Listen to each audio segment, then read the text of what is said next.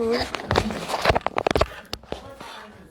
give people 5 more minutes. 5 minutes, then. And then It's 9:05. It's a 9. We should get So we should get started. It's 9:05? It's 9:11. Oh, okay. Well, I didn't know sometimes it's right over. Okay. Well, let's get started.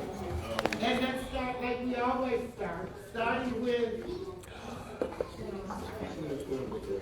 He's got his... No. Thank you. Anyone that comes in. Because the various people we have in here. Nefarious. There's some nefarious people in here. Is that us? Wow. Good morning. Morning. I know it's been a minute, so nobody really understands them here. We start off with introducing everybody in the group and who they are.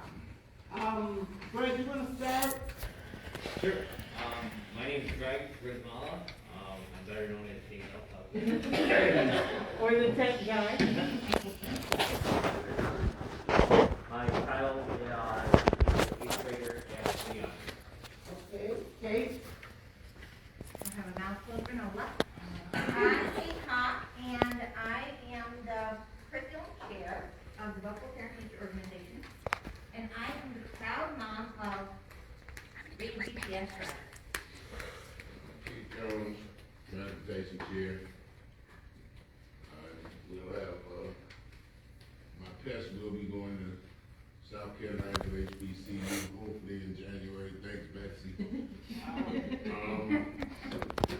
Other than that, I'm waiting to get my wheels together, so I feel the off to be among the living. Okay, you want to? Not good.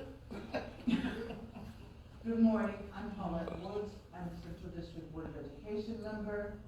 I have 68 family members, no biological children other than the 32,000 that the Lord has blessed me with in Buffalo Public Schools. That's it. No, go ahead. I'm last because I'm cheering you. Terrence Hurd, Superintendent at Large City of Buffalo. Children, 6 kids into this in public schools, 5 public schools on charter, and here to represent our students. Good morning, everyone. Nina Hurd, wife of Terrence Hurd, and very pleased from Buffalo Public Schools have been high. Denise Burr, Education Co-Chair. I'm on the board with BPTO. I have 3 children that have graduated from Buffalo Public Schools, grown, gone, out the door.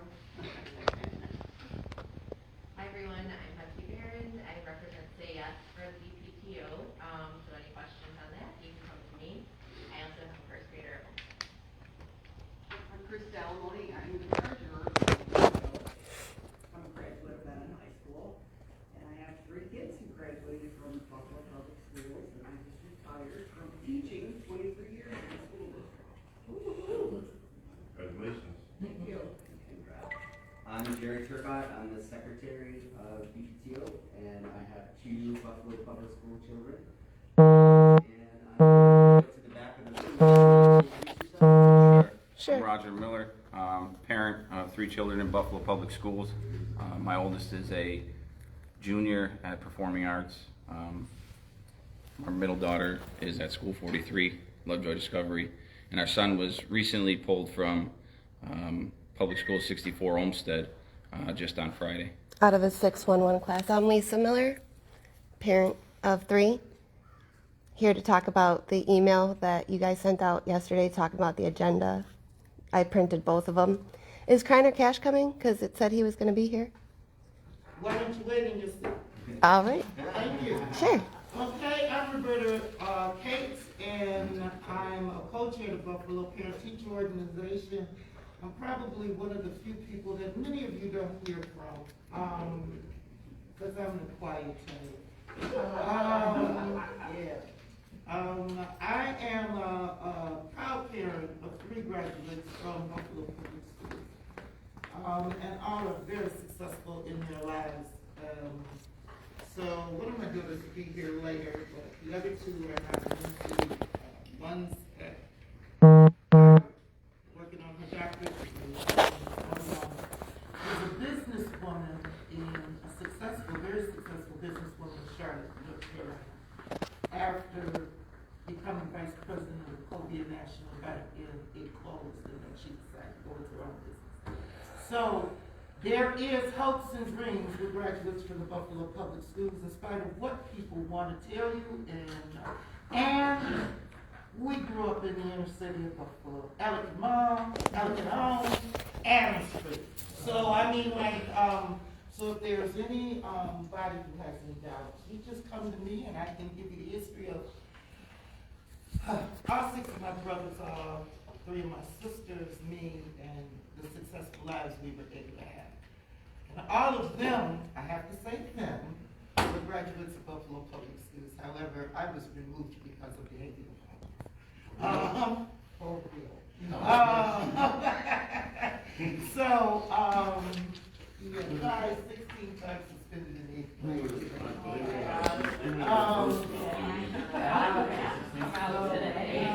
So I'm just saying that there's hopes and dreams for everybody. You know, if I may, we live only 7 minutes away from here, and I too was born and raised in Buffalo, and I am a successful businesswoman, product of Buffalo as well. So it is possible. No, we got Can you record a little while? Because I'm like, So I'm Danielle Smala, and I am newly a co-chair of BPTO this year. I am graduate. Here's Thank you all for coming. I want to do some house cleaning. and you guys don't start with the pledge or prayer here? No, we do not. Okay. No God. No, we do not. I'm Native American and we don't say the pledge to the Well, flag. God still And created so, everything. wait, God let's still see. created everything, even if you want to deny Wait it. a minute, God, we've got different religious beliefs, and right now we're not gonna but if you want to say a prayer, no, if she wants to say a prayer, she can say quietly, and let's Excuse keep me, going. before we move on. I only asked a there are question. people online that we Yes, want we to ask to know. unmute and Yes, okay. introduce themselves as well. Okay. Wonderful. So we're gonna move on. No God, though, and she's been kicked out of school, The people running online school. are going to introduce themselves. Oh, okay.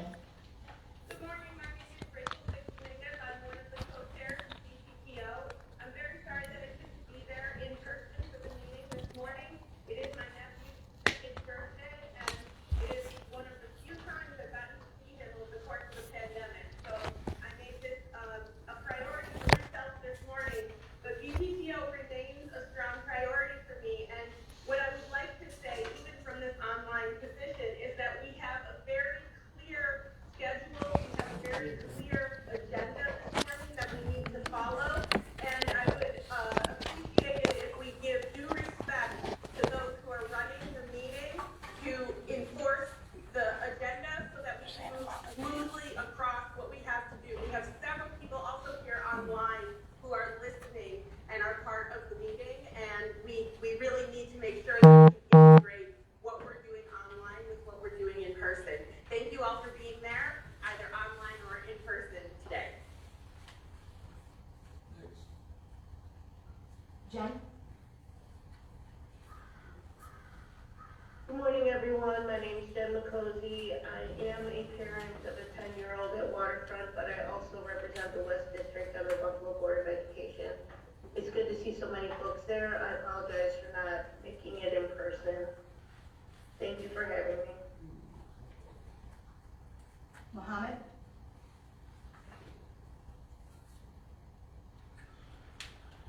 I think we lost him. Stacy? No, he's on mute. I don't see him. Oh, there it is. You're on mute, Mohammed. Can you hear me now? Yes. Thank you. I'm a parent of Farah Hawk and Salman Hawk, school 72 Lauren. Thank you. Yeah. Please remute. Please mute. Thank you. Stacy? Good morning. My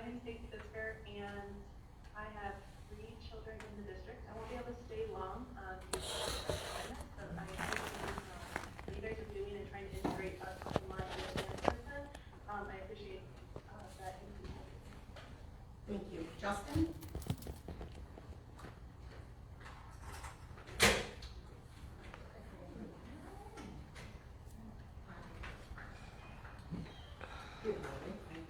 Can't hear you, Justin. No, he's not in this. Danielle? Yeah, we can, they can hear. You've got a microphone. I'm sorry, Justin, for whatever reason we couldn't hear you. Karen? Thank you. Good morning. My name is Karen Gordon. I'm also a proud parent of a 2-year-old at Montessori. I just want to say thank you so much. My husband and I were not able to make it in person today, but being able to be via Zoom is incredible. And we just would like to be included in the conversation today and to voice our opinion, when necessary. Thank you so much. Thank you. Jazz?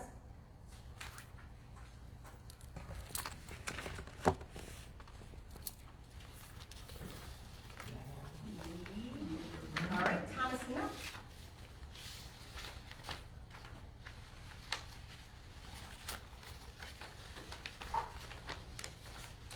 Okay, well, I'm not sure what's going on there. You guys are muted. If everyone would please sign into the chat, then we can have a record of who signed in for this meeting.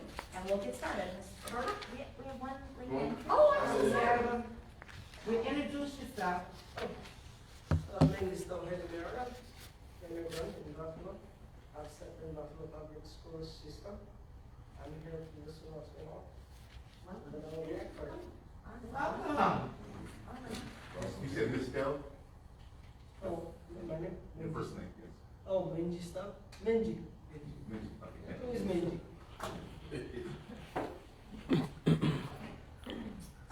We're gonna go to, a June meeting recap by Danielle and Jerry. So, I'm the new secretary, so I'm gonna read the notes, from the old secretary. Seriously though, we took a moment at the beginning of the meeting, of silence to honor our friend Neil Dobbins. Eve called the meeting to order and provided a brief overview of the meeting protocols. We did for BPTO Executive Board. We've kind of introduced ourselves already. Membership, Kate mentioned that Eve still has BPTO lawn signs remaining. We're definitely trying to get the word out a little bit more. We did the reopening committee, we discussed that, we're reopened now, so I think we can probably move on that. The ARP funds, that's already been rolled out, well, not rolled out, but decided. Then we talked about the Say Yes meeting, they are brainstorming ideas for the ESSER funds, and again, that's already past due, we're already into September. Just a reminder, we don't meet as a group in the summer, so we'll do June and then September.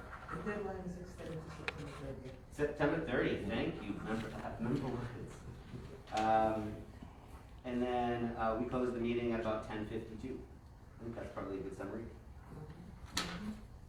Okay, we're gonna move on, and, we're now gonna do, you're on. Yes, a little housekeeping here. Superintendent Cash was called away on some pressing business, so I have a letter that I'm gonna read before I get started, before there's a narrative. This is everybody that's listening and everything. There's always a narrative. And the superintendent don't be in town and don't do work, something like that. I'm here to clear that narrative. We are doing work with the district. We need everybody to pull together. All this little misinformation that be coming out and everything, you're not part of this program, you can't really comment on what's going on. So with that, I'm gonna read this here letter because it's not here because it's pressing business. Like everybody have pressing business. Just here to schedule, our meetings we schedule for a year, things come up. I'm having a birthday party for my daughter today at 4 o'clock, and I'm here. Sorry. If he lives in Buffalo, he should be here. Polite and not interrupt. Excuse me, number one thing about this here, how we conduct our meetings, Mm-hmm. we don't allow people to do what you're doing. So if you're not gonna abide by our rules and our bylaws, I'm not trying to be ignorant or anything like that, but there's the door. Because so for some reason, you come here to start a problem. We're not gonna have that bullshit right here. I'm not politically correct. You're gonna curse? You got the right one right here. I'm gonna do whatever I have to do right here. Look at your husband. Okay. This is how we're gonna do this. Now I'm gonna read this here. Am I allowed to raise my hand and ask questions But you or know, when speak it's up? coming I don't in know here. when I'm allowed Listen, to talk. ladies, I'm getting ready to read the letter, okay? So if you can't, like I said, I would just like to know how to address the room. Am I supposed to raise my hand and wait for a question to be We have an answered? agenda, okay? So.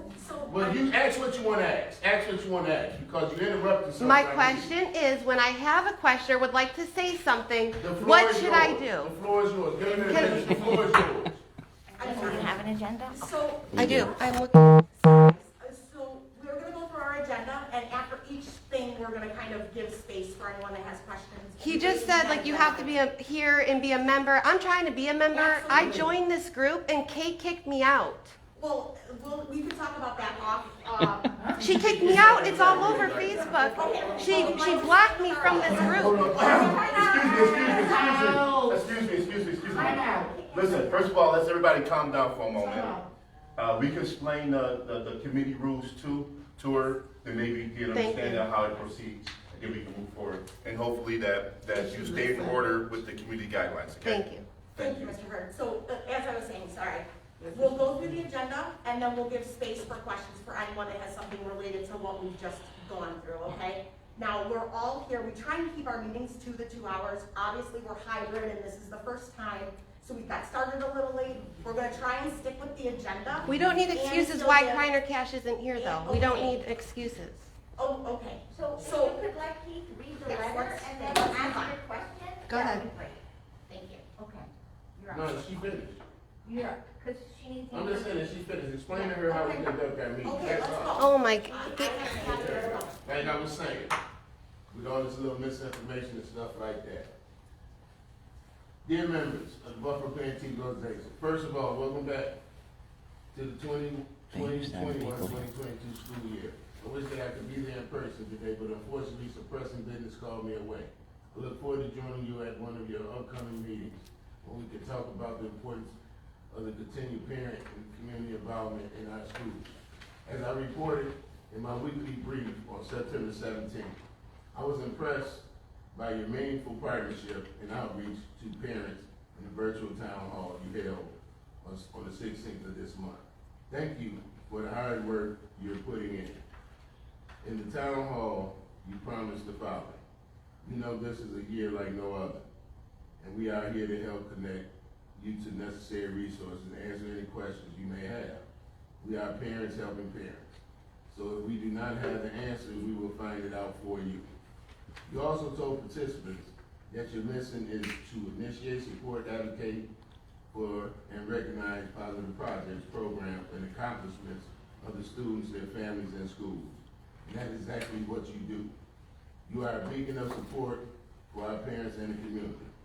I know that we will continue to engage in substantial and meaningful partnership this year. I understand that your focus areas for the 2021-22 school year our students' attendance, mental health, and partnership on the strategic expenditure of ESSER and ARP funds to BPS. We are ready and eager to work with you to ensure the continued success of our school community and in fulfilling the education boundary. With warm regards, Superintendent Dr. Kreiner Cash. Okay, discussion on that now? Let's move on to the next one. Yeah, yeah, wait, That's wait, okay. wait. Okay, Oh, question. okay, see. He Yes, said ma'am. that yesterday. So we apologize because, we did not get notice either until yesterday that Dr. Cash wasn't coming to our meeting, and the agendas had already been printed. We feel badly that we promoted it, in our town hall and invited people to come and have questions for Dr. Cash, but we don't control his schedule, and we apologize, on his behalf, I guess. Does he has a secretary or a vice president, whoever. I don't know how things work in America, but does he have like a secondary person who can replace him to come in person to say, hey, we apologize, and that it's something that doesn't show up, I am right here to respect. How come all these parents and vulnerable people would be disrespectful by the highest public school leader by a piece of paper? Do not teach us practicing respect. I want to explain that about the lady. She was saying, it looks to me that she is kind of a guest like me. And she was just throwing the question in the middle. And even though I didn't like the conversation, but it is good when she go home. Also, if he's her husband, we should also respect her husband. Also, he's just quietly looking to us. So we should kind of walk to her and explain a little bit so we can treat her in a better way. Our superintendent that didn't show up, well, we argue over here, is not going to build the community we want. So it's a pandemic, so we should really understand when families are kind of frustrated, we should understand the situation a little bit. So we should treat each other better. Thank you so much. I think too, what people don't understand, this is the very first time the superintendent hasn't showed up to one of our meetings. So, if you don't have a history with us, you really don't know that. This is the very first time in the years that BPTO has been organized and working together that he hasn't shown up. So I want you folks to understand that because it's the very first time. Yes. We have a hand up online. We also have Betsy. Thank you, Betsy. Oh, I'm sorry. Mohammed has had his hand up for quite some time. So Mohammed, if you want to unmute and ask your question.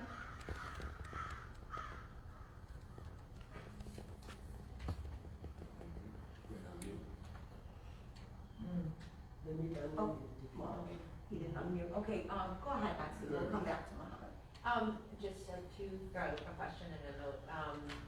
Did they talk at all about rescheduling? Yes, we will reschedule, we always do that. And I thought you make a really good point about having somebody else. I think it's important to note too that we have 2 board members here, who are, you know. 3. 3. Oh, sorry. So we do have some important people We do here have that we hear in the water. Can I, Just one thing, so we do have a microphone here, and it does pick up with the people that are further back. Just if you have things to say a little louder, I'm gonna try and summarize in the chat what's happening too for the people that can't hear, but just as loud as we can. Thank you so much. Mr. Murphy. We do also have Ramona Reynolds downstairs. She's gonna come up and represent the district. But, there's nobody at the door right now to monitor the door, so she has to be there right now until somebody feels safe. Anybody else have a question? Move on. Oh, it looks like Mohammed has unmuted. Oh, Okay. Hi. Go ahead with your question. I don't know what to ask. I'm new to Buffalo system. You know, I just moved from New York City to Buffalo City. Oh, okay. You just had your hand up, so I thought you had a specific question. That's not a problem. Thank you. No, that's okay. This is my first meeting ever. Oh, excellent. It's okay. We're all learning together. No problem. Thank you. That's okay. Go ahead and review. Thank you. Okay, we're now gonna move on to with some, hey, Yeah. it's gonna give a report. We had an executive board retreat over the summer because of the rolling new officers. You And board. stand there, we're gonna move the camera. Hey, hi everybody. So, So we had our annual all-day retreat for the executive board members of local parent-teacher organization on August 6th.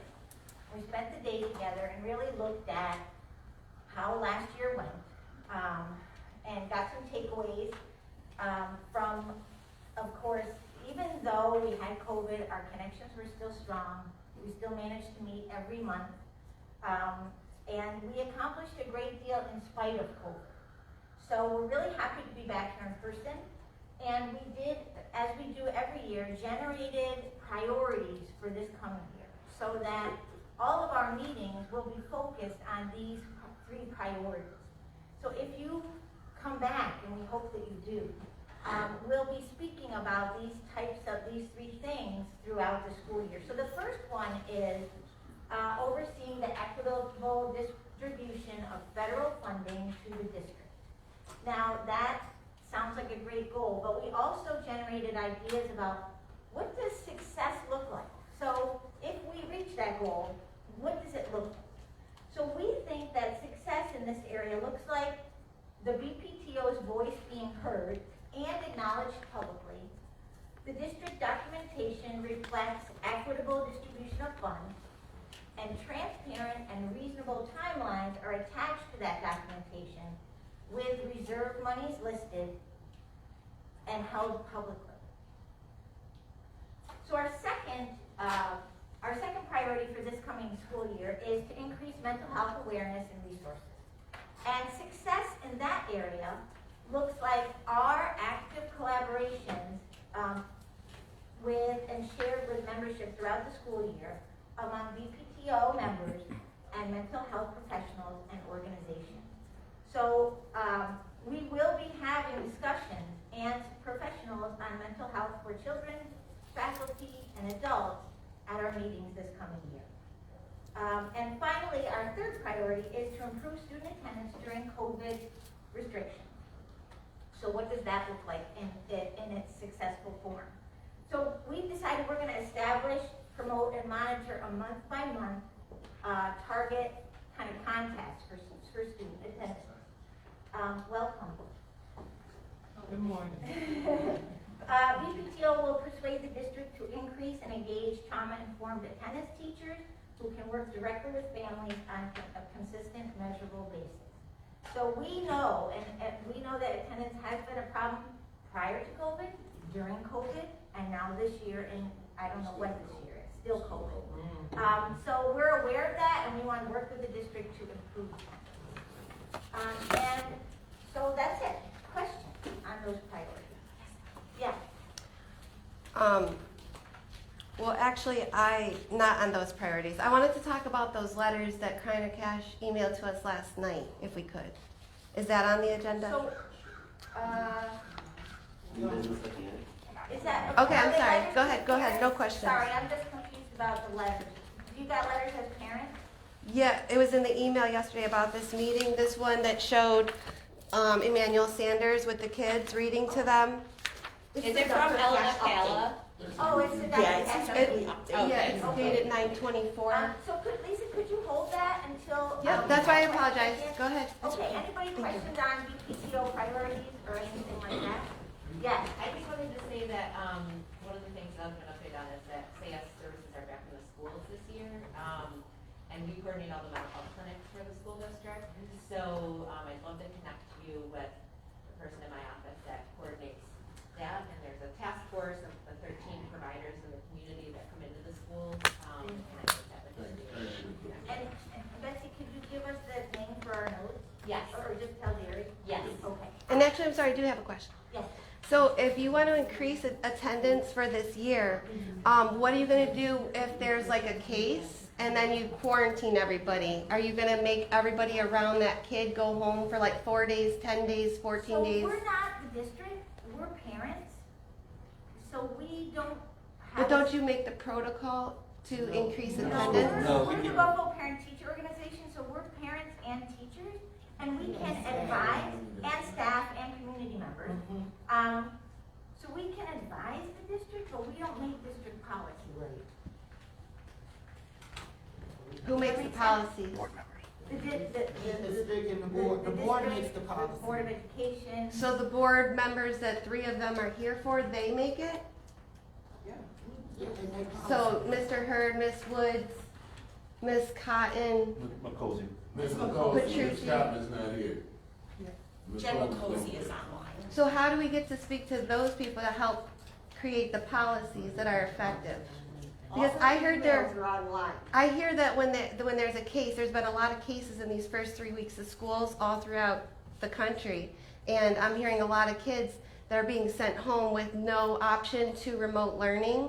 So if they're not vaccinated and they're too young to be vaccinated, they're just left with no 10 education days. for X amount of days, like 10 days.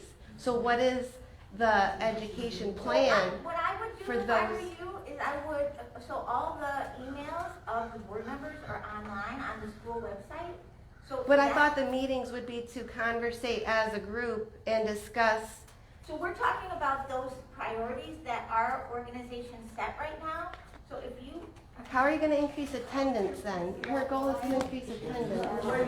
If you're setting Let me try this. Man. No, whoa, wait a minute, Rachel wanna say something. Rachel wanna say something. It's Jennifer. I mean, Jennifer, okay, Jennifer, go ahead. So I'm having a hard time hearing you, but I did put in the chat, and if you wouldn't mind just giving her, my email address, or board member Hurd is there as well.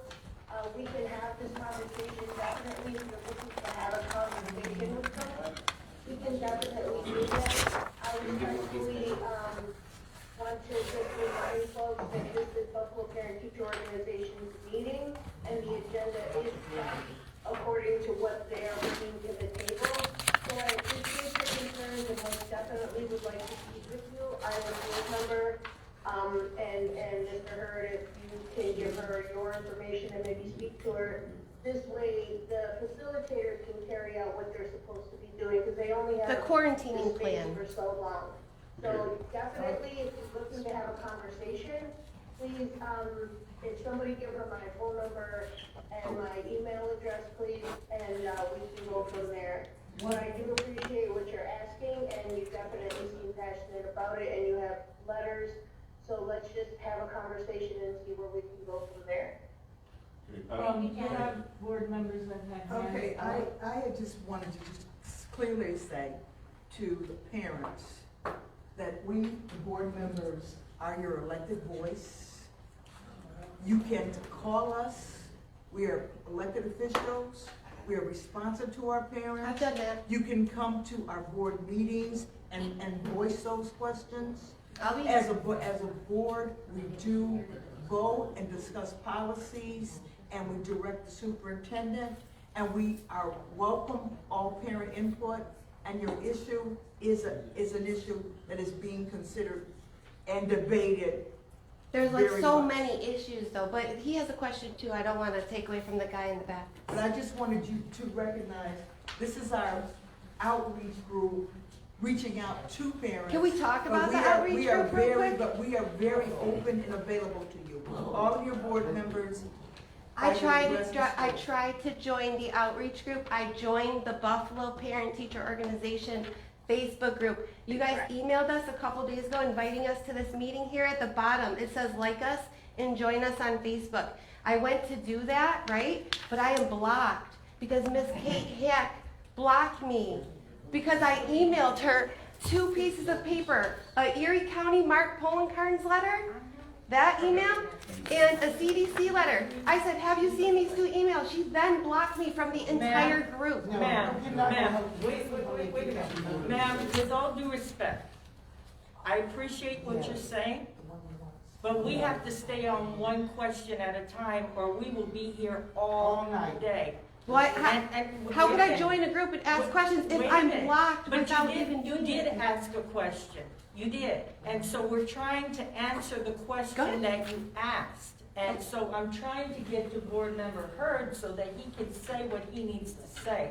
But we need to make sure. I don't that know you why have- it's such a difficult thing. This Ma'am? could have been a nice conversation. Ma'am? I don't see why everything I say has to be Ma'am? combative. If you have I'm further waiting. conversation to have, you're gonna have to have it outside of this meeting. That's what we're asking you to do, okay? Thank you, sir. Thank you.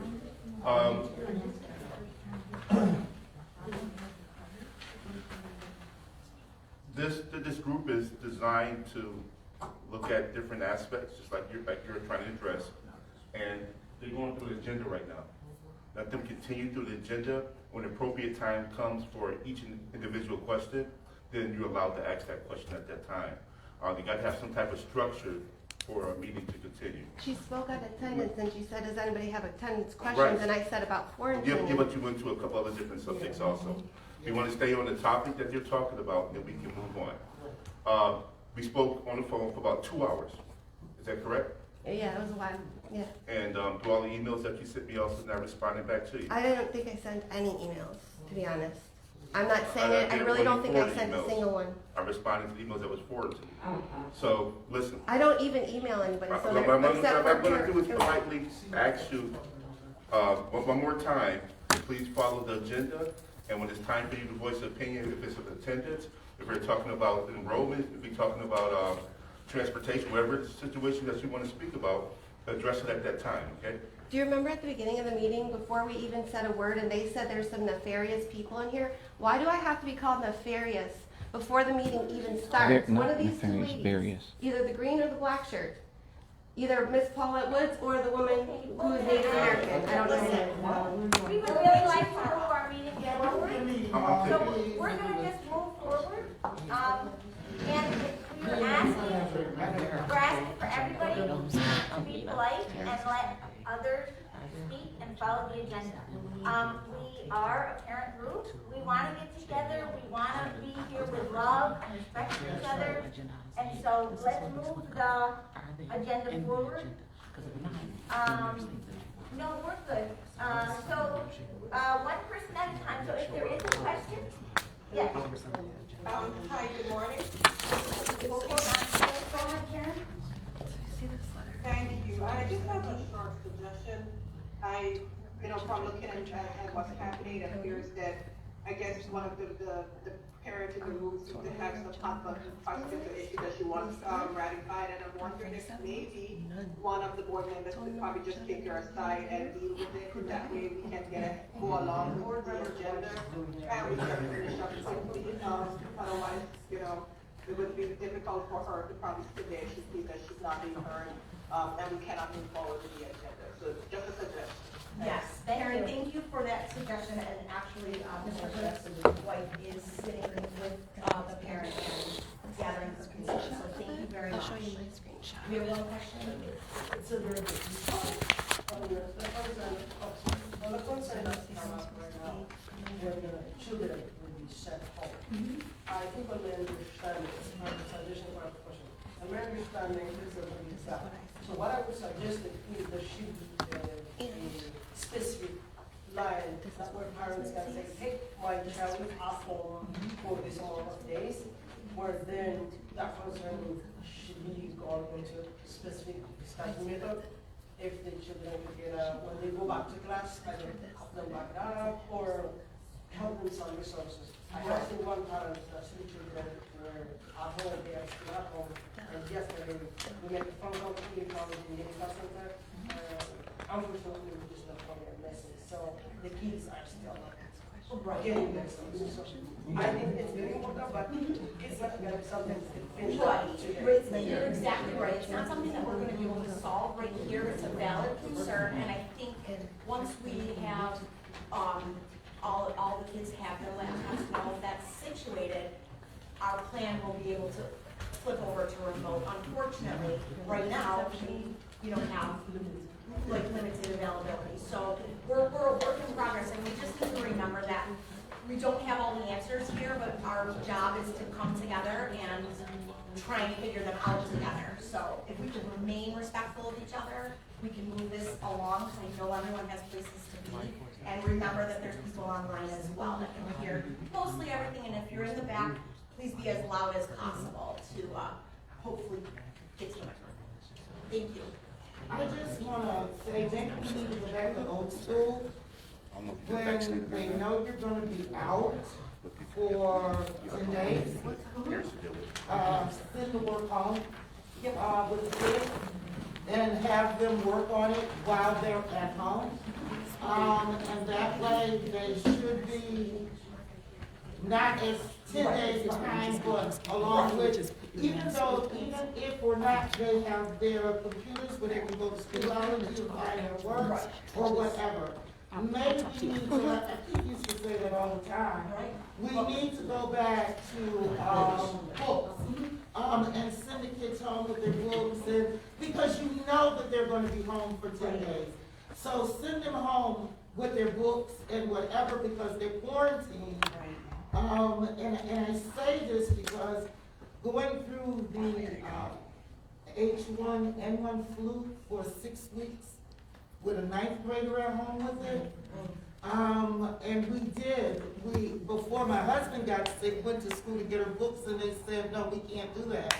But what happened was, they were nice enough that some kids dropped off books on the porch and ran, and she was able to do her schoolwork. So I'm just saying that there's a way and a will for everything to work out.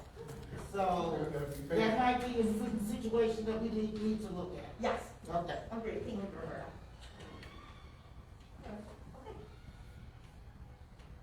Okay, so we're gonna move on to standing committee updates. And the first one is Education Policy Committee. And I just want to quickly talk about culturally and linguistically responsive initiatives in the district.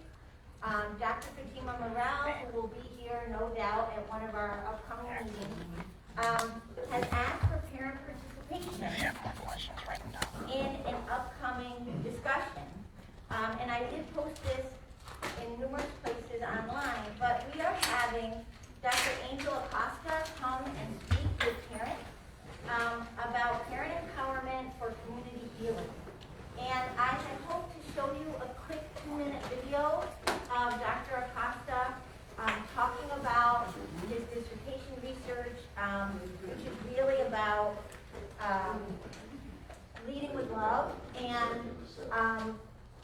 helping kids with trauma. So the title of his presentation is Bridging the Gap to Dismantle Racialized Outcomes. And this is the first of the disproportionality sessions for parents. And there are 2 sessions. One is October 6th and one is October 7th. And it's on Zoom. And I can't remember, but I think the first one on October 6th is for parents of elementary school children, and the October 7th is for parents of upper school or high school age, middle and high school age students. So I'll post this again. His talk is Healing-Centered Mindfulness. So he really engages in mindfulness and trauma-informed teaching and learning. So I think it's a great opportunity. And as members of BPTO, we do have representation on the Disproportionality Committee. So if that's something that you would like to know more about, you can contact Denise or I, because we will be sitting in on those meetings with the district this year. And in terms of the culturally and linguistically responsive initiatives, there are many, ongoing. And if you haven't looked at the district website, especially if you're interested under curriculum, there's some amazing lessons that our Buffalo Public School teachers have created to help other teachers address culturally and linguistically diverse students in their class. Particularly during this month. Whoa. I just got dive bomb. For Hispanic Heritage Month, there's lots of great lessons on there. So if you're interested in looking at what's going on in some classrooms, you can really dive deep into that. Denise, did you want to I just talk a wanted little bit about that? to add, they have had book readings, and if you're interested, the books that we have gone through, I believe there have been 2 so far, but they are very, although some of them have been very heavy reading, it is essential materials if you're interested in this learning, in this class, because they really dig deep into the history of what actually happened in this country, and they take their time to break it down. We have discussion. It's very, very rich and meaningful.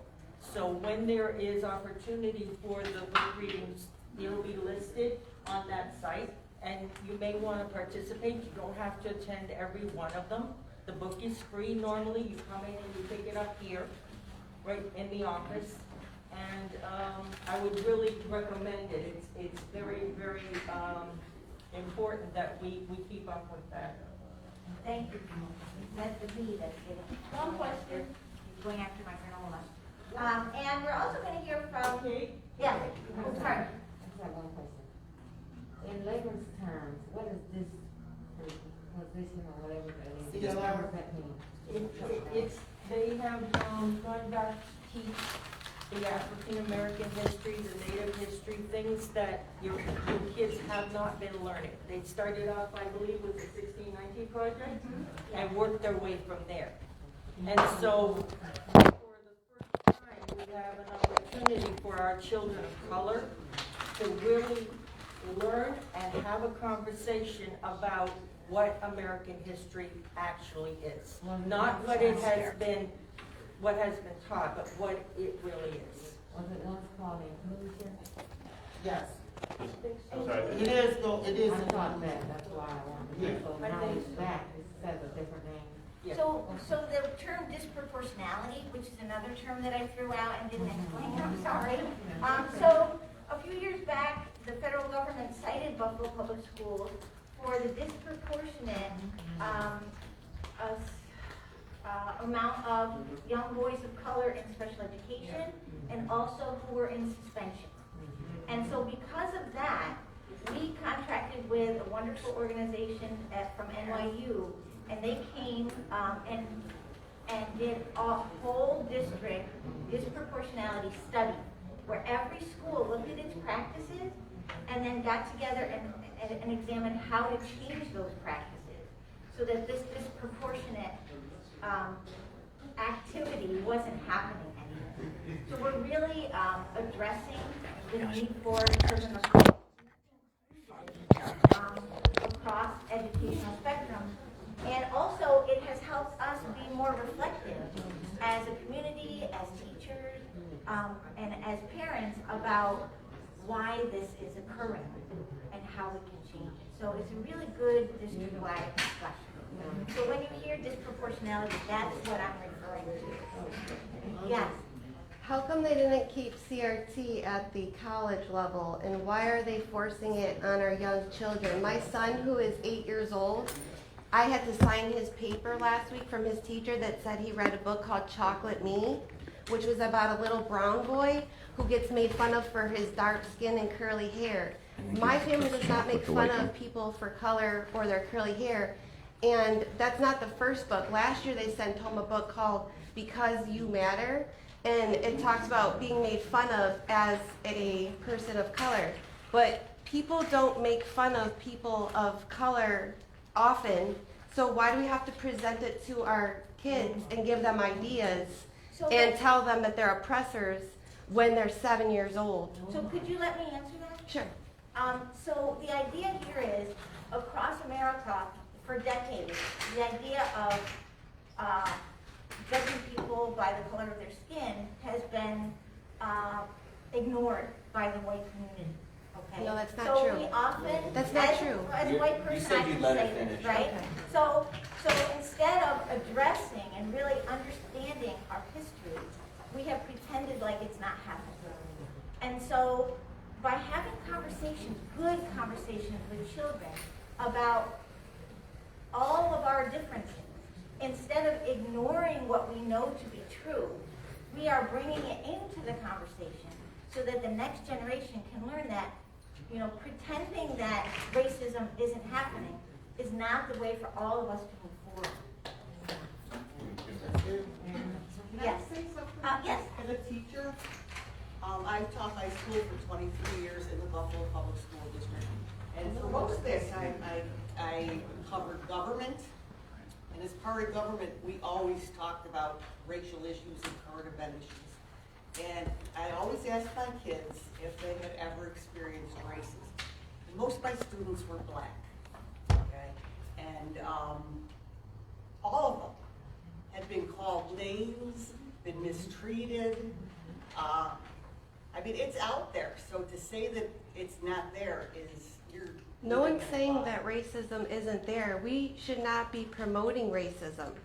The less we talk about race, the less race is an issue. We should talk about achievements of what people do. It's about character. We can't explain it. You're in the wrong You group already for this. have your opinion and you're not gonna listen to I've grown up in everyone. Buffalo. I've been a minority person my entire life. I'm the minority in Buffalo. But we're gonna move on to the next. I would like to hear what Mr. Hurd was going to say. Mr. Hurd, did you want to address? Oh, let's that be. Please, Mr. Hurd. I know. The question was asked about CLRI. Okay, it's the Office of Culturally Linguistically Responsive Initiatives, and it's designed to get understanding of the plight that African Americans or Native Americans or any other underserved person or people who have undergone stresses here in this country, and how to propel those ideas and beliefs that they're equal and that they're still on the same episodes as everyone else. So it's a great job that this district is doing in trying to put together these initiatives and different cultures and teachings so that we can know that we're all the same and that we're all the same. involved in one melting pot. Thank you. Thank you. Thank you. I've had We're gonna move on racism to- stuff against I'm me. sorry, I've we'll have to hold your experienced questions because we racism. need Like, to move how to is our it not agenda. fair for me to experience it? So we're gonna hear Than about everyone trauma else. and grief from, well, Eve couldn't make it. She's another member of our Hey, team. man. She is, Take the time. one of the co-chairs. But, Jerry, you wanna talk about, this committee? Or no? Okay, we're good. Okay. What about family engagement and event, Roberta? Okay, now that we are lifting, the doors on the cultural, activities across this area, across Western New York, we're gonna hope and pray that they're stable. Before the pandemic, me and Jerry, Danielle, a couple other folks, started our quest to, put a passport together, for kids to take along with them, to place pictures in. It's like it's a notebook. In March, we were just about finished organizing it, and then they closed the schools down. Our idea was to put it out for the summer months. And then by September, the kids would bring it back in, and we decided to give a big bounty for those kids who did as many cultural activities as possible. What we did with those cultural activities is that we requested that organizations let the Buffalo Public School kids in for free. And a lot of organizations agreed to that. So in lieu of sending us money, they agreed to let the kids come in for free. Thank you. And so, but we had to cancel it. So now we're back on, we had to cancel because everything closed down. There wasn't nothing we could do. We even picked out the book and how it was gonna be done so they could put pictures in it and everything.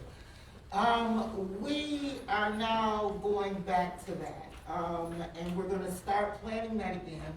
Hopefully by summer, we're not shut down again. And I say this because, as time goes on, whether you believe in the vaccinations, whether you believe in masks, whatever you believe in, my thoughts and prayers is with everybody that, losing 8 family members over the last 18 months has not been a joy for me.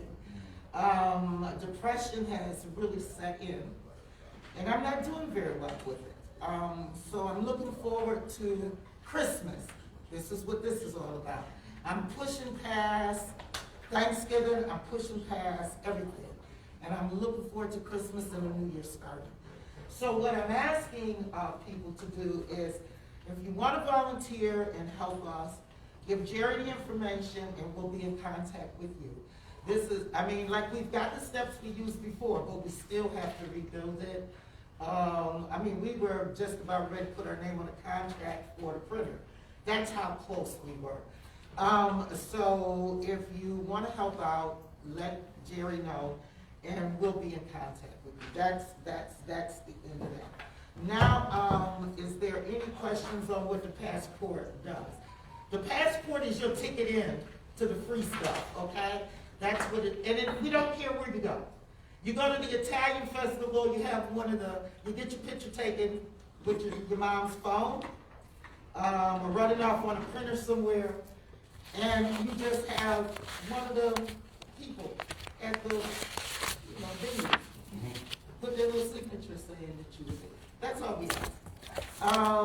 And we don't care, and different things. So you got the Italian festival, the Spanish American festival, you got Juneteenth, you've got every weekend in the city of Buffalo, there's a free festival.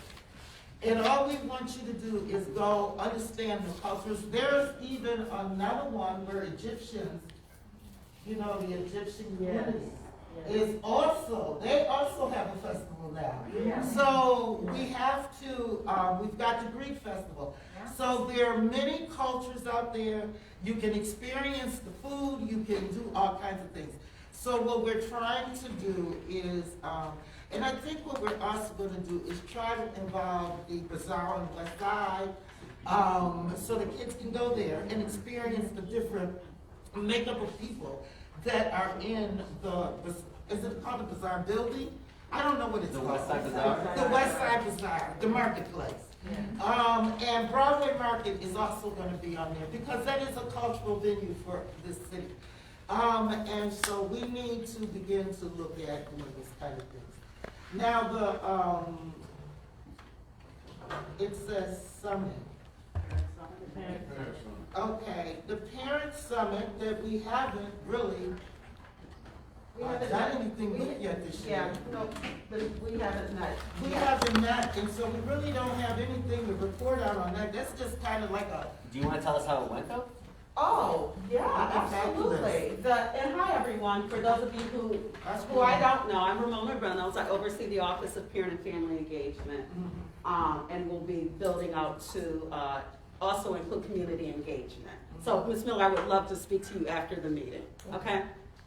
Last year's summit, you all have mentioned, of course, we had to shut down to in-person. The last in-person summit that we had was at All High Stadium. It was absolutely wonderful. It was awesome. Yes, because of the pandemic, we transitioned very quickly, I might add, to a virtual summit where we were able to engage with, I'm going to say, thousands of parents and community members, in addition to this celebration of our students, our families, community members, because we did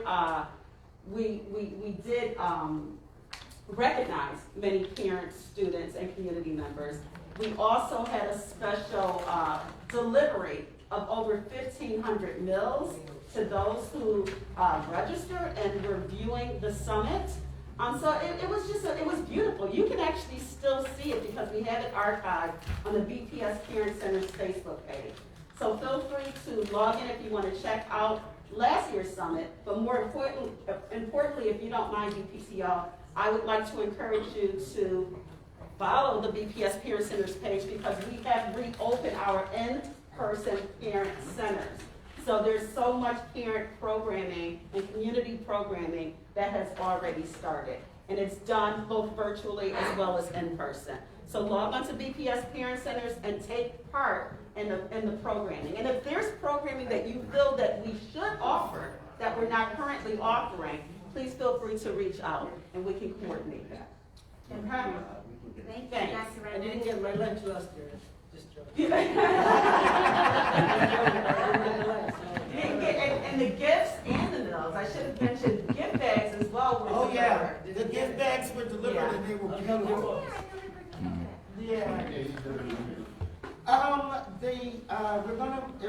We're gonna move on, and Chris is gonna give us the treasurer's report. That's why it says budget. Okay, but before I do that, one other family engagement event that's coming up October 7th. Oh yeah, I'm sorry, the zoo for pre-Kers. Yeah, for pre-Kers, and the BPTO will be there, hopefully with signs. Yes, with signs and all kinds of. You want one for your yard? And we will be trying to go back to the zoo, science museum, This year I think we're gonna try to include the Buffalo Philharmonic at Christmas. They do have a free concert, but our kids aren't notified. So, it's a Christmas sing-along that happens the first day of Christmas break. So, which is really usually December 23rd, and it happens between 2 and 4. So what I'm gonna try to do is see if we can't work something out that our kids are, I don't know, everybody's not as old as me. I'm probably the oldest person in here. But they have the thing of watching the bouncing ball. You know, it used to come on TV and we used to sing along on TV. So, yeah, it was the cartoon. Yeah, oh, that one. Yeah. And Mitch Miller. Right, and Mitch Miller also had one. So, but, yeah, so they do that. And people don't realize, a lot of times, that's what helped us to learn to read too, because you had to keep up, and so you had to learn to read. Yeah, so I'm gonna get permission from the board to contact the Buffalo Philharmonic to see if we can work something out for our kids to be able to be included. And I'm not gonna ask them to send it to the schools, I'm gonna ask them to send it to the board. Because we find sometimes it's sent to the school and it's cost. So we're gonna ask them, and then it comes down to their board. You board members get me, right? Okay. So that's what that is. So Chris, back on, I'm sorry. Okay, I'm happy to report that we are doing well financially at this point. We did have a couple of items.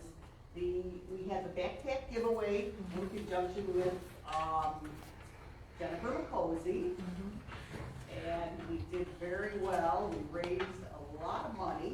We gave out 500 backpacks that were filled with school supplies.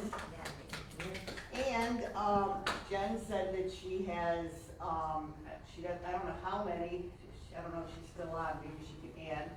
She still has some backpacks, and she still has some supplies, and she wants to do another backpack giveaway the second half of the year in February. And we still have $847 left from this fundraiser for the backpacks. So we'll be able to give away a lot of backpacks again. We also got $8,000 from the eBay grant through Ramona Reynolds. Yay. Thank you for that. And we also secured a $20,000 grant that we used to have our online town hall meeting last week. So right now we have, and this is a little bit off because the backpack remainder is still in here, but we have $26,000 in our checking account, or savings account, and almost $6,000 in our checking account. So $31,000 at this point. Of course, we still have to use some of that grant money to further promote the BPTO. That's what the grant was for. So we'll be using that to send out flyers and more information. But we're doing good right now, so hopefully we'll be able to get some more cultural events this year. Thank you. We have one behind. I'll take 30 seconds just to say this backpack wise. I have that question for a long time, but I'm hoping it will be addressed. Most immigrants are always short of enough income to take their kids to a store so they can experience. I want that color. No, I need that color. Okay. Well, it comes into backpack giveaway. The backpack is just ready, whether the kid wants it or not. He has to either take it. So the parents has to be forced to take that backpack. And there is a question will be raised on that.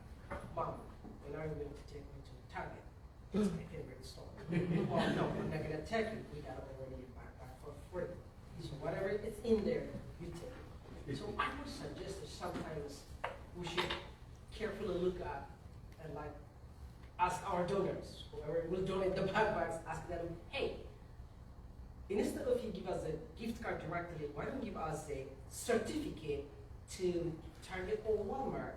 And then this parent will go there, he's not gonna spend it for what he wants, but for the kids. And then the kids will have a little experience. Yeah.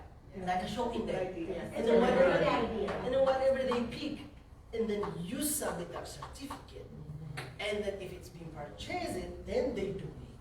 So that way, I'm talking about immigrants, so I'm gonna make it shorter. The parents will learn how to do budgeting shopping. The parents will have experience with their kids, like that's my color, that's mine. And it will be like in a holiday interaction, then the immigrants will be integrated with the American society, and then they will feel proud, say, thank you for our donors. Thank you, my parents, with their kids. When I see that with my kids, I mean, we read a lot, and we see a lot. We go a lot of places. This year only, we collected over 50 backpacks from those whatever places, and we give them other parts to those who don't live. But my kid is asking me one question always. Daddy, are you gonna just give us that backpack, or are you gonna take us to the shop? I tell them, no, both. We make that fun of this. But it's a good idea, the kids will have more relationship with parents. I'm sorry if I take time. No, that was a great Can I just ask suggestion. you a follow-up question though? He's got good ideas. What if? He should be on the board. Like we have the backpacks and then it's just the gift card inside? No. Kind of, well, I mean, we can't finish all the idea today, but my suggestion is figuring out, Yeah, I like. not only here is the backpack, but to make it more but actually included on it. Yeah. All the Yeah. kids can have an opportunity, and the families. I represent the immigrants. And if you want to know about me, you're not gonna believe me. I work a year and a half, about 20 hours every day. No one pays me for that. No one pays me for that, and I'm very proud for it. We didn't lose. I work my job. My wife works her job. Still, I also do that volunteer work, and I help with probably over $2 million to people that they will got. So they are stimulus check and they are unemployment and other stuff, which I was just in the middle only to connect them. I didn't pay them that money myself. But what I mean is, I learned the lesson from them. So a lot of parents get a little bit shorter and they say, I wish I could take my kids to one, but they didn't pick bigger stuff. So I can't do that. I'm gonna just go whatever the giveaway is. That's a black pepper. Yeah. My daughter don't like it. So when I hear the story, that's what I use. Okay, gotcha. That's good. Thanks a lot. Denise? The only thing I wanted to add, absolutely appreciate what you're saying. The only thing I wanted to say to you is that the only issue is, and I'm only saying because my children are grown, and they're gone on. Kids tend to pick out things that are cute and are pretty, but they don't last. And that's been a huge problem, because if you do that, you can wind up going through 3 or 4 backpacks in the course of a year.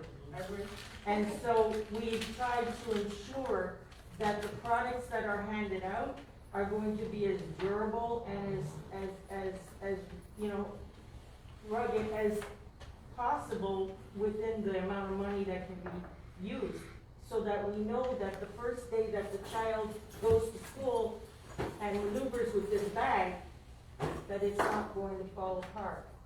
And so, yes, the child should, there should be some colors. I handed out backpacks at that event, and I had a lot of little girls who were looking for pinks and some colors, and we didn't have them. I understand. But at the same time, just to make people aware of the fact that yes, it's good to go to the store and to pick out things with the child, but you want to make sure that what they get is going to be able to last them at least for a period of time. I don't mean to take your time. No. Important to react conversation. for that quickly. That is what my goal is also. The immigrants, when they go to the bigger stores, so they can learn how to pick it out. We picked for my son's backpack. He didn't like it. But when I brought it up, it was $120, but I got it by $30, because I know that backpack. Right. But I learned it after 7 years. Right. So just to put that. Yes. I was so bad on shopping, but now I think come on. So I got it right there. Thank you. Okay. We have another question. I like what you're saying about letting the child and the parent have a close bond by letting them pick out what they want, and I know what you're saying about having to be durable for the school school year, can there be a station so that the children can decorate their book bag, or can they just I just. Stick alike. That's what I wrote. I know I want to customize mine if I'm gonna have it all year, but I still want it to last, like you said. I still want it to be customized to my taste, so it's not just a plain army fatigue bag. Just, have some bags. No, I like her idea. I was just thinking that there's so many opportunities for young people to get backpacks. It seems like every elected official, everybody has backpacks. So we're doing something different. We're standing above the crowd, and we're not saying force to take something, but they have an opportunity to grow and get something on their own.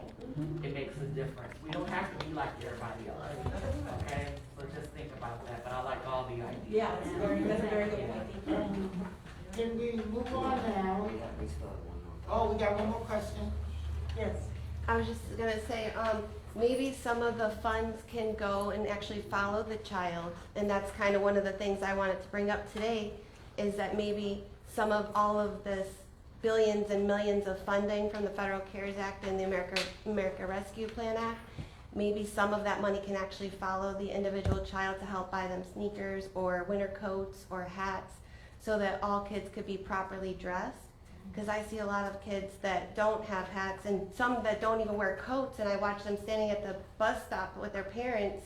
The parents are nice and bundled, and I know kids don't like to wear stuff, so I'm not saying it's bad parenting, but as long as everyone at least has adequate stuff, with all of this money, there should be plenty to go around to the individual student. There are guidelines though, and I don't know if those would fit in the guidelines, so that would have to be followed. And many schools, believe it or not, have closets. They have closets, and I mean, I was at Montessori, and people were donating brand new suits and boots, and I dressed many a kids and sent them home with the snowsuits, and especially in February. But funds would help. And so, and that's where I would tell parents to start. Start with your child's school and make sure that there is an ample closet there. Because many times the clothes are there, but they're not hung up. Nobody is in the room. And nobody goes and see what's there. It just so happens at Montessori, I had friends like Betsy and some other folks that came in and helped me clean that room out. And we washed all the clothes and we folded them all up and we put the boots together because it was coming in the winter. And this was brand new things with tags still on them. So my thing is start with your child's school. And the parent liaison at that school and make sure that there is a closet available. Because we know we could even use federal funds to buy calculators for folks. So, so we know that there is a damper on the federal funds when it comes to, wait, let me finish. I was gonna say, maybe I could help investigate that stuff. Well, you can go ahead on and investigate it. We have no problem with that. I know when we investigated, me and Jerry investigated, that's what we were actually told that. So my thing is like I said, many schools have closets, they're not organized. And so I ask our parents to make sure they go into school and work organized. Yes. You had board member Bird, I'm sorry. Just reflecting on what Ms. Roberta said, that we have policy in place to help with families of need. So you contact the principal. If that's not sufficient, you can always contact the board member, or you can contact, send an email out to board members. I was just trying to suggest together. some of the funds following the kid, that's all. It wasn't towards calculators, it wasn't towards closets, it wasn't towards doing laundry. No, I'm saying is that if you see a child that's in need, please let us know. Sure. Please let us know, we'll make sure that child gets whatever necessity I that they just need. thought there was so many funds, $9 billion going to New York. Okay. Saying what she was saying, at my school, we didn't have a closet set up for children who needed winter clothes and things like that. But I do like that idea of having the resources available for the children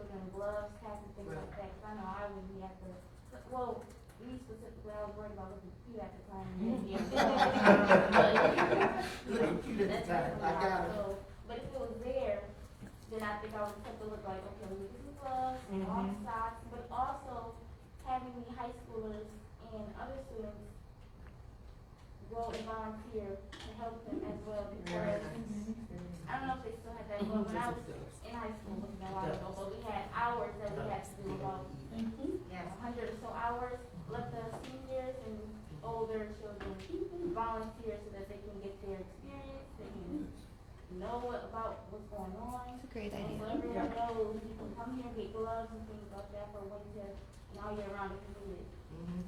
What school?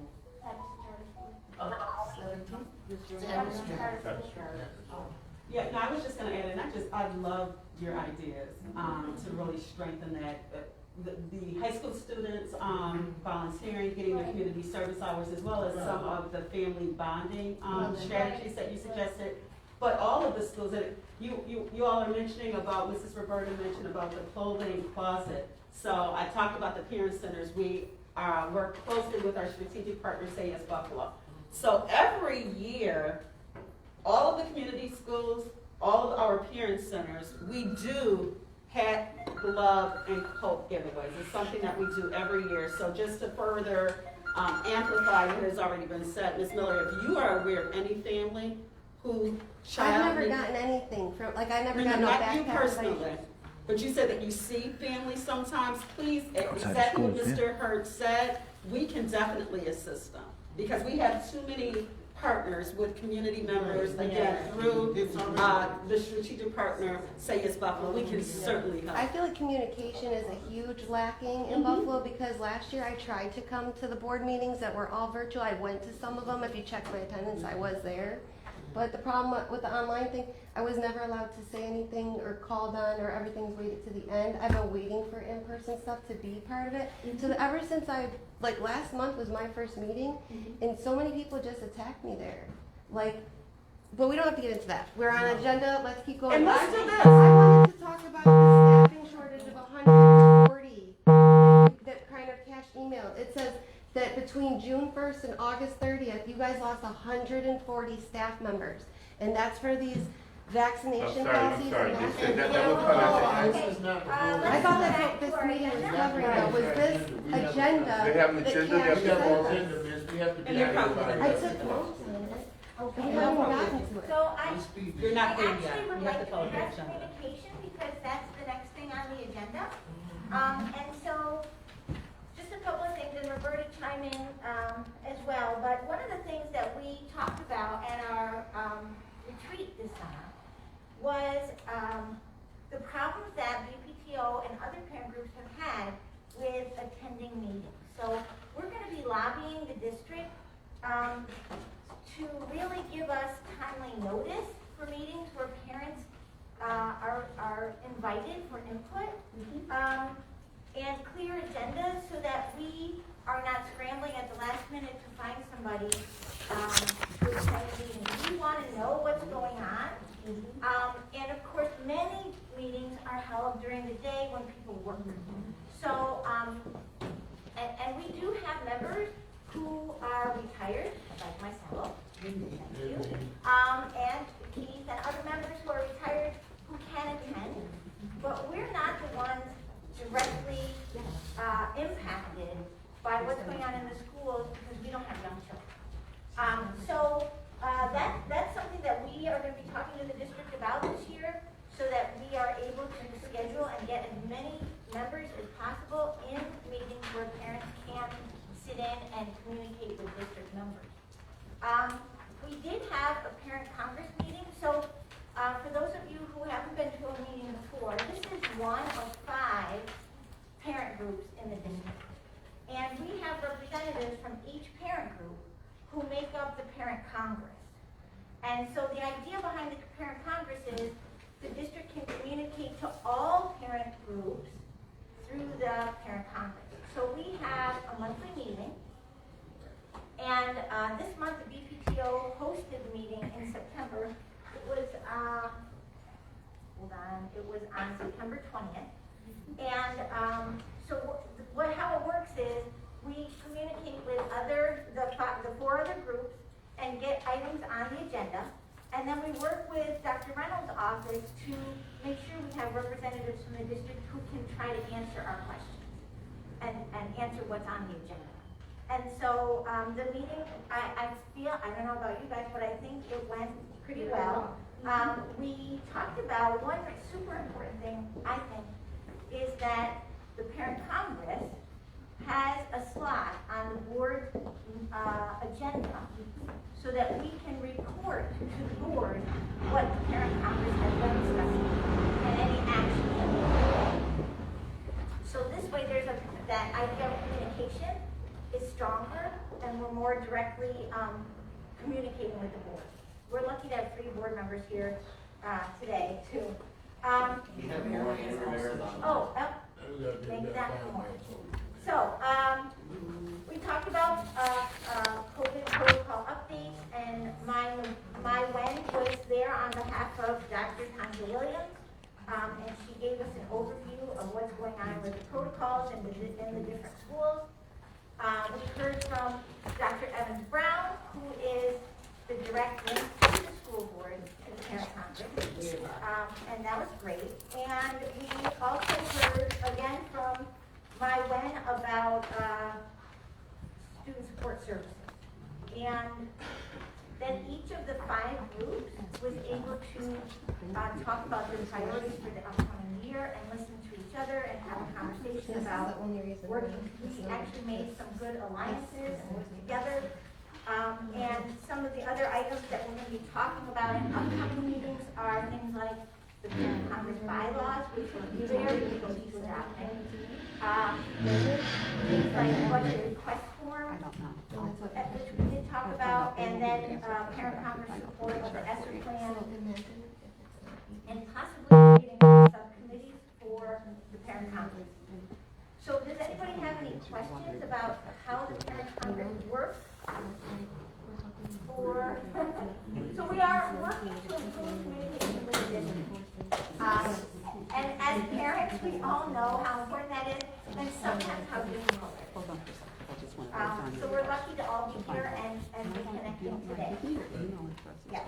So, next thing on the agenda is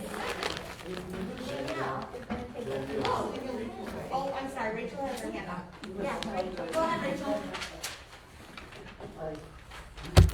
Hi, I'm sorry, I'm in and out of this meeting because of being far away, but I do just want to say in terms of communication that we as BPTO do feel that we have an excellent communication, excellent communicative relationship with Dr. Ramona Reynolds and the Office of Parent and Family Engagement, and we really appreciate how regularly they provide us with opportunities to participate on various meetings or interviews or so forth, but sometimes the turnaround that is expected of their office is quite brief, and so when we talk about improving that timeliness, that's what we're talking about. We're saying, if we could be given a couple weeks notice regarding, let's say, an interview for a particular position in the district, or perhaps a review of curricular offerings that is being done by a provider,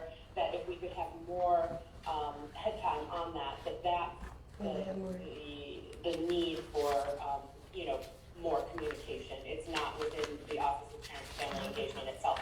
I just want to make that really clear because our partnership with Dr. Reynolds and her office is very important to us. Thank you. Thank you, Rachel.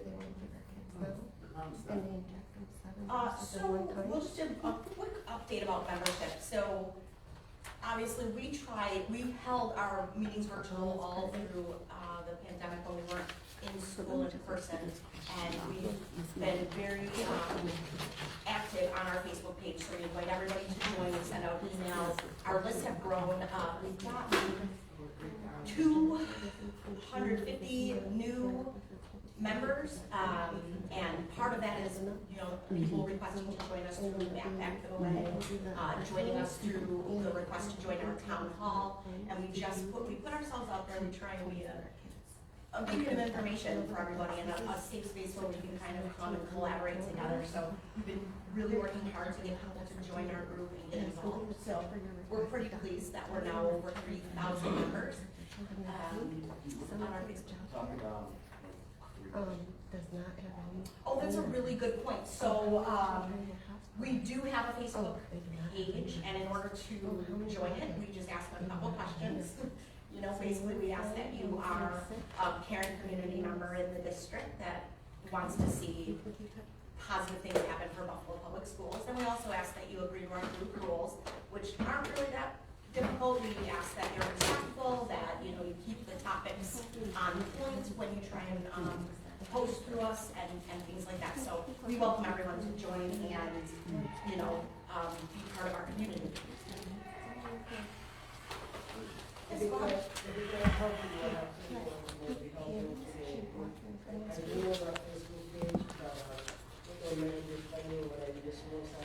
So your question about Facebook necessity to get the because I have the answer for you for your third question about okay, provide you email you the information about that. Find common time and encourage the recognition, which probably help immigrant community leaders to join the face-to-face. Immigrant community leaders to recruit the community around them so they can make understood participation with help know other people. And otherwise, I watch many meetings and virtual. Most of them, they may not be what me, but when I see what other people respected, they look like, it doesn't look like to me. Then I gotta, no, it's for you. So then you see the gap, so you can feel it. So closing the gap may help to more family members, and then the participation will increase. Right, yeah, that's a really good point. And one of the things that came up at our town hall, or that we talked about in our town hall, was incorporating some translation and finding out how people could best be communicated to, and how we could connect those resources. So after this meeting, if you left your number and email, I'd love to reach out with you and we can talk more about the membership. Oh, Karen has a question. Okay, Karen, do you still have a question?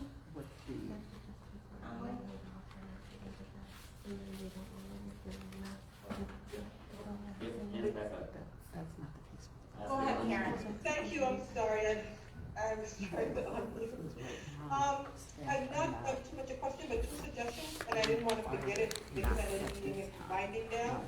I wanted to say, as it relates to clothing, I do believe there might be a lot of parents who, at the end of the year, when their children grow out of clothing, you know, like for instance, my daughter and most young kids, they grow out of clothing within 3 months, can't with them anymore. And some people donate it at the end of the year, for whatever reason. Sometimes the tax breaks, sometimes they just give it away because, you know, the kid can't use it anymore. So perhaps, you know, communication in the future, if, you know, notices are sent to parents or, you know, in a whichever way, maybe through the Facebook page, letting them know that if they have yet to use clothes at the end of every school term and they would like to bring it to schools that do have these closets, you know, it would be welcome. I know I have a ton of clothes all the time, bags of clothes that I mean, sometimes just stay there, or sometimes if I know someone, I give it to them.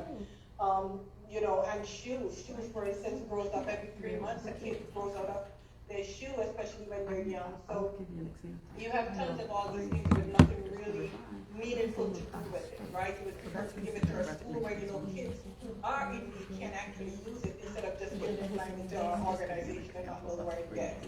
So I think that's a suggestion that could be used in the future. And then also for, I'm not sure if this group is able to give information on this, but for people who have kids that might be, that they need to get into school for the following year, school year of next year, when does that period open for application? That's my two questions. Thank you so much. Thank you, and Sharon, we'll get back to you. They literally want to try to that specific answer. directly. Can I just add one more thing? Yes. Membership and communication, and I love the idea of having like a quote and swap. Great idea, Karen. We do have a website, and it has been dormant since 2018, but I am slowly working to revive it. So I'm hoping at our next meeting, I can introduce you to the website. There are a lot of people who aren't on Facebook, and so we want to make sure that we're communicating across as many social media platforms as we can in order to be more inclusive. So it says, if you open up the website, it does say new design coming in the fall, and I made it specifically vague because I have no idea when it's actually going to be done, because I'm just working on it when I can. But I just want people to know that it is in the works. Okay, can we move on now from membership? Yes. Yes. Okay, we're gonna go to our, well, it's no longer an ad hoc committee. Baby, you're on. It is now a regular standing committee because of transportation. And Keith is the chairman of that, and he's gonna give his report.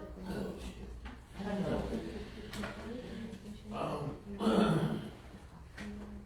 want to thank everybody that's, with us today online and everything. Transportation, everybody knows, not just in Buffalo, it's all over the country, the shortage of drivers, no aids, too many kids on the buses, things of that nature. But before the pandemic, it takes almost a month to get everything rolling correctly. Now, the extraordinary circumstances that we are in right now, it's going to take a little time, just have to be patient. I'll be on the phone with the regional director from First Street. We be in the drag race around the drivers, be around the parents, be around kids. So I have my ear to the ground on all the issues that's going on in transportation right now. Trust me, it's hard. But even before the pandemic, like you only been in school for 3 days, 3 weeks. Before the pandemic, transportation, I just started this. I was doing this before I was even with BPTO. Put that there. Even before the pandemic, till October, before everything smooths on out. Now, the only way that we're going to settle this is everybody get on the same page. We're listening to misinformation. Wait till you hear what's going on. And then, have that. And try to be in contact with people that are working on these issues. A lot of people making comments and not working on these issues. Trust me, it's hard work. I volunteer for everything. Just go to this place and get a free cup of coffee. So if anybody thinking I'm doing this for the love of money or anything like this, I'm doing this for the love of the children. But that's who comes first. We're working on things. Now, NFTA, that's a whole nother animal, but they won't sit down and meet with me. Reasons why I don't take nothing from them. And I'm a bulldog when it comes to these children. I don't care nothing about us grown folks in here. We done that. We gotta worry about these kids. Everything I do is for these kids. I don't belong to nobody. 9 times out of 10 when I'm speaking, it's not BBTO, it's not the district, it's nothing. I'm speaking as a parent. I don't have no more kids in school. I have some grandkids, but they out in suburban districts. But I'm always be dedicated to these kids, because somebody got to represent these kids. And stop, instead of just me, I. There's 32,000 kids that we got to worry about. I don't have one in the district no more. Like I said, mine, there's a guy, thanks Bessie, she will be down at Benedict College, at Historical Black College, out of my hair for the first time in 18 years. There is a guy. But on that note, there's a lot of work that's here got to be done. We're trying to get this work done right now. All I want people to do is be patient. If you're not going to help with the problem, just get out the way. Let us keep our heads down and do this here work. A lot of people keep bashing the district. Trust me, I won't take up for you not doing that. We got our heads down doing this work. Trust me, that's from the top down. There's attrition that's going on, If our superintendent wasn't doing such a good job, or the district wasn't doing such a good job, we wouldn't be losing people to be superintendents in other districts. So that's attrition. So the district is doing what they have to do. Thumbs, no matter what's going to happen, we need more thumbs and less fingers. So once we sit down and get on the same page, do what we have to do. Like I said, we're going to be working, but I'm going to confess, October 6th, after October 6th, I don't want to hear nothing from nobody until October 10th. That's when I'm recovering from my hip replacement. I'm not answering the phone. No disrespect, I don't wanna hear no no's, none of that, I'm not a social media person. But after that, I will be doing, but that might be a lie, because when I was in the hospital last year, they probably still on the phone trying to do this work. So this is what we're gonna do. I just want to say again, in terms of dealing with, the kids with NFPA, I would continue to suggest that we partner with the organizations that are also working on transportation, like Buffalo Transit Riders United. We are also trying to work with NFPA. I'm a bus rider. I'm on the buses and trains every day, just like some of the other people that are in these organizations. And we see, you know, I mean, you can talk to drivers, you can hear a lot of things, but if you talk to the people that are actually on the buses and trains regular, you're going to see a different kind of perspective. And so I think it's important to make sure that we roll around this conversation that way. Can I, as a host, I'm taking my privileges. I just wanna, and I'm putting this out to the board members, and they can do, hopefully correct the situation. You know, the buses go by Hutch Tech. We're gonna use Hutch Tech because it's a summer. And the kids get off the bus, and then they have to stand outside. So the doors open. However, if they catch that one bus leaving their neighborhood, 10 minutes later, they'll be late for school and they face detention.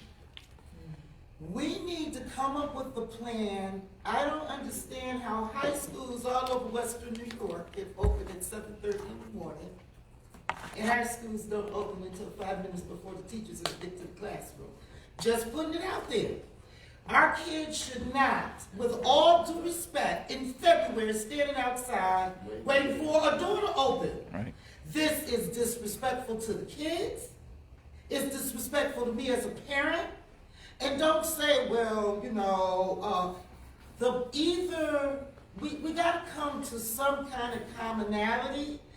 Now, my daughter lived on Clinton. The bus passed by her. Finally, she'd get on one. She'd leave the house at 6 o'clock in the morning just to get to school on time. Okay? Until one of the buses decided to pick her up and drop her off downtown. And then she'd walk over outside. That's just an example. This is my grandbaby. But what I'm saying is, and then when she gets there, she got to stand outside. Because of the way the buses run, there are no specials for every school, besides what NFTA tells you. There are no specials for every school. These kids have to fight their way on the buses like everybody else. And if it is so-called a special, they let everybody else on before they start picking up kids, past Fillmore. So, we've got to come to some kind of conclusion about, and I know union contracts and everything, but we've got to come up with something a little bit better. And I've noticed this, I know for the last 5 years this has been happening. Now, it could have been happening longer, I just didn't notice it, but it didn't happen in the time my older children were in school, but it did happen when my younger daughter was in school with some of her friends. So I'm just putting it out there. Even if you have to open up the cafeterias earlier, and food service has to pay those people a little bit more money, you know. Some of them volunteer to open them up early, but then they're the ones who are just sticklers about time. Because they got families, and I understand that. Yes. We open up at 7:30. Okay, thank you. Every day. Open the door at 7:30. East opens up at 7:30, but you know that there's some kids out there standing, right? At certain schools, yes. Yes. If I may comment on that Okay. same note, It's hers is before you. Mr. Herb is before you. I did address this issue last year, and I spoke to the district during the board meetings about it. One of the issues we had with McKinley High School, about kids standing outside in inclement weather, and they were able to use the cafeteria to allow kids to come to the cafeteria door and get checked there, and then they came and sat outside the cafeteria, social distance. I was aware there was a problem over at Hutch Tech. Earlier this year, I seen that the issue did arise over at City Honors, road past City Honors, and seen that rare kids in the beginning of the year, the weather was very inclement, it was raining for the first day of school, and it was a long line. A lot of that has been because of COVID concerns. All kids have to be tested before they enter to the building. I'm not talking this year. I'm talking previous years. Let's work this out so we can deal with it. Okay. A lot of issues have to stem from COVID concerns also right now, about kids being tested before they enter into the building. But there should be a time frame or set allowances when buses arrive for kids to get tested and get into the buildings at different times. I also spoke to the principal last week about utilizing more than one entrance way with more than they order kids back into the building at a better rate than what they're doing right now. So right now they're looking into actually saying maybe 2 or 3 different entrance ways with COVID testing materials, and they can get them in so they won't be standing outside. Right. Can I just say that your chairman, co-chairman, has a very valid point.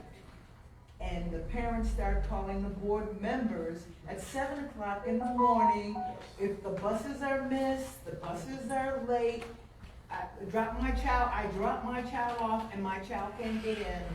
And we, the board members, have spoken to our principals. I know this board member has made it very clear to all of my schools that it is not acceptable for a child to stand out in the snow for half an hour in the cold. And if they need additional staff, because it is a thing requirement, the children have to be supervised. They can't just be nilly-gilly. Then let us board members know so we can assign you and give you some staff members so you can let those children in. And I made it very clear that if any adult can have their butt in a building warm, then my child needs to be in the building warm. And that's just coming from your board members. And now we got enough money so that it really can't be, well, I can't get to this one, I can't get to that one. We got enough money, and we'll start looking at that and making sure that the person who directs them, the superintendent, gives that directive, they get the information, because it's called vision and planning, and so that we don't have this, because the first person who gets to hear it, you hear your board members. I sure have no problem giving out your numbers, you know that. Exactly, well, thank you, it's a very good point, and I appreciate So that. you have a very valid point. Absolutely. It has been something we've been working on, and we'll get started early. One quick thing I want to touch on, you kind of touched on the teachers. Like when my daughter was in school or something like that, even if I know about the grammar school, I was a parent that was always involved. I wasn't having no kids standing out in school. So what I was doing, if I knew that the kids were gonna be there, I was a parent that was there. They would open up the door. I had a relationship with the administrator there. So that's the first thing you start at. If you have a relationship with the principal, you could be that parent that had to make sure the kids is in there, they could go to an assigned area and everything like that. Only thing I'm saying is, everything can't fall on the district. That's why I said y'all gotta work together. If you're not willing to work together, like I said earlier, get out the way and let us work together. You know, there are solutions, instead of just coming with the problems, there are solutions. It's just be patient, but then you have to communicate this here thing with it. I wasn't just doing it for my daughter, I was doing it for every kid in that school. So we gotta quit thinking about, I need this, that, and other. The solution is there. You don't know, there might be a parent in that school that's willing to do it. Instead of sitting around, doing whatever you do, you can help out. What's that? If you don't have a half hour a day, you can spend nothing for your kid, for all kids. So the solution is there. You just gotta have somebody to stand up and do it. Because like I said, it wasn't just there. I did it at 53, I did it for 74, my daughter was at 53. I did it for performing arts, I did it for everything that was around in my neighborhood. You can reach out to church organizations. They will be willing to do this. The solution is there. You see what I'm saying? So our kids don't have to stand outside. Now high school, that's a whole different animal. Because a lot of people don't want to deal with high school kids. So there's something with the gym teacher. Somebody like that can do it. But the solutions is there. But also we gotta have patience. But like Terrence said, we're going through a protocol. There gotta be tests coming in. You know what I mean? So that's gonna take time. So we just gotta be patient. Let the system work instead of we having to shut these schools down for people being sick. Okay, we And have everybody some hands up, so Yeah. Karen had her hand up for a while. Karen, do you still have a comment?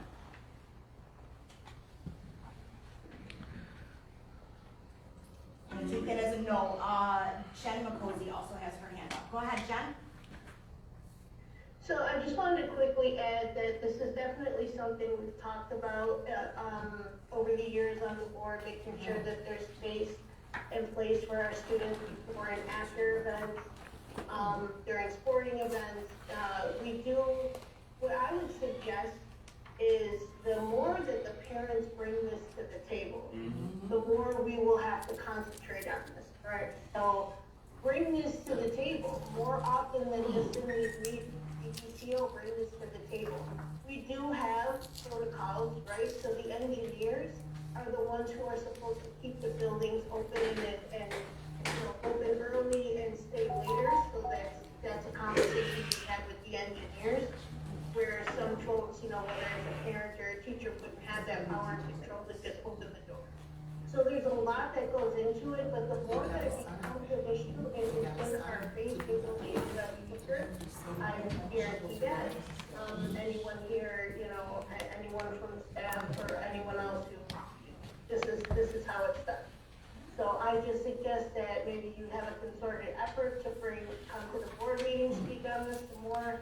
And then these conversations, not that they're not happening now, but they will bubble to the top in the middle of everything that we have going on right now. And with the cold months coming, this is something we should be looking into much sooner than later. So I suggest to all parents, sign up to speak on these issues at the board meeting, bring parent congress to the table, do what we have to do in order for us to at least be able to have the conversation. Make sure all of our unions are on board that are the ones who are supposed to be opening these doors and closing them at night, and we can go. Thank you very much. Yes, in addition to coming and speaking to the board meeting, but perhaps with 5 parent groups, you all do some type of gauge on how many volunteer parents are available. Being a lot of parents may be working from home, that may be available to volunteer and work in that cafeteria if the schools can open up and the kids are all in the cafeteria until school starts. And I know there's protocol and things like that, but MVP, they may have parents. So if you all have 5 parent groups, gauge them. See how many are working from home, going to work late, that they can help come and monitor kids so they're not standing outside. So don't, speak, but come with a solution, like I said earlier. Yes. Okay. I just want to say, because I've dealt with this at many schools, the solution is when you bring the problem to the principal, it has to be a paid staff member. You're not gonna just solve the problem with parents. We do need the parents that can help, but there will have to be a paid teacher's aide or staff member who actually monitors that door, allows the children in, and then you can help supervise them in that area. And what my principal simply did was they reassigned the hours, so someone came in early so that the doors were open, because I did say, any adult is in that building, there better be my children have to come in. Right. So they aligned a teacher's aide and had them allow the children in and supervise. And they're willing to do that. The principal, you work with your principals, and then if they don't have the resources, they come to the board and we ask the superintendent and say, hey, the budget has contingency funds. Give them the resources to do the job to protect our children, because that's our primary concern. Okay. Scott, Lisa has her hand up first. Yes, Are there guidance counselors in the school still? Yes. Every school has them? Yes. Every school is assigned one. How about if I tell you that way? They're assigned one? Yeah, there are at least one assigned to every school. Well, like one of the things that the one woman brought up today were like mental health and increasing mental health awareness. So I think that having adequate guidance counselors there to talk to the children who might be experiencing any type of problems, they might not have anyone to talk to about it. Well, that's what they do. And they have counselors assigned every school. So it's not like the guidance counselors alone. They have mental health advocates and counselors at every school. What I'm going to do now is turn it over to Say Yes for a 5-minute update, because every minute over time we have to pay. pressure's on. I can do it, guys. I'll go kind of quickly, but I can follow up with you, Jerry, if I guess if you say anything. I'm just gonna go fast. Community schools are open. We'll be in person in 24 buildings this year, which is super exciting. The parent centers that Dr. Reynolds mentioned are also open for business and providing programs for parents. All the SAS Buffalo staff and programs that take place in schools are back, which is great. Dr. Cash has gotten us back into the buildings. That means that we have tier 3 supports and social workers available for students and families.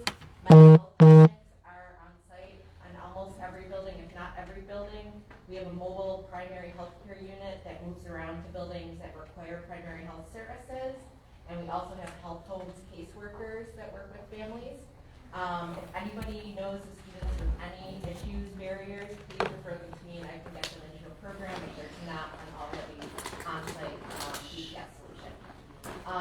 Our scholarship team and our financial aid teams will also be in schools working with the seniors again.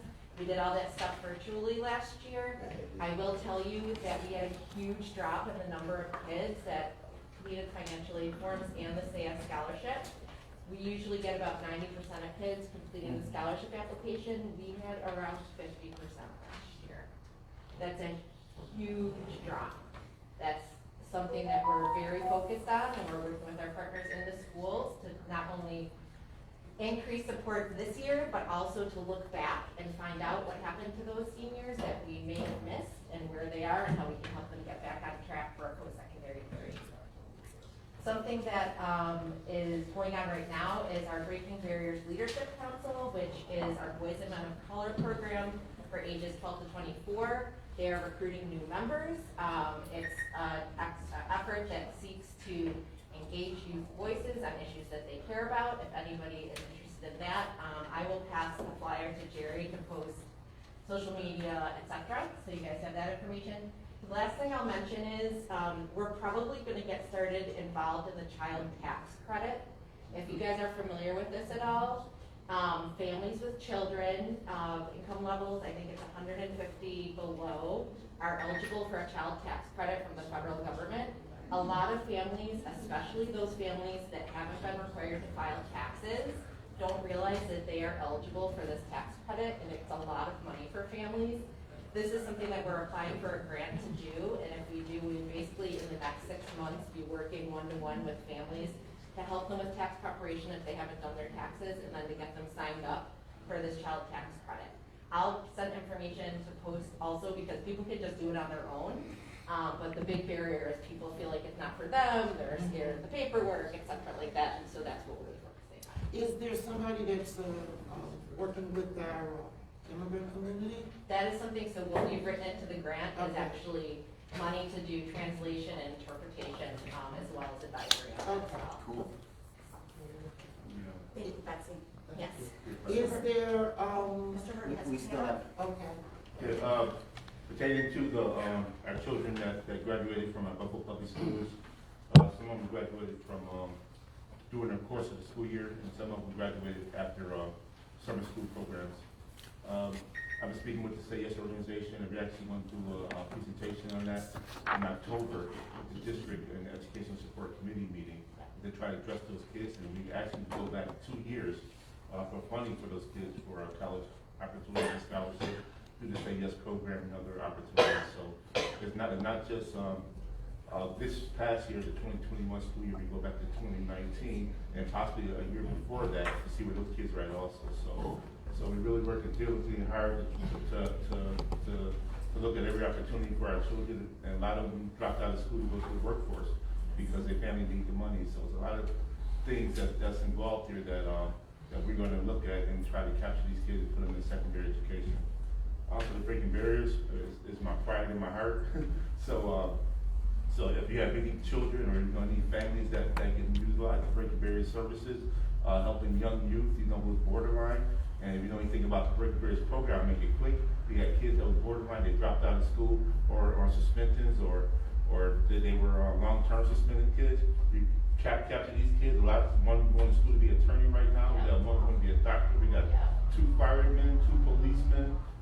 They turn their lives around, and We got one right now in Florida who's about to graduate to be an attorney off this program. So we're turning kids' lives around, they mentor one another, and they grasp one another with ideas, and they support one another. So if one go down, they all go down, they all stand together. So please support that program, find youth and children that will benefit from this. I have one more item. Go Bills! Bills.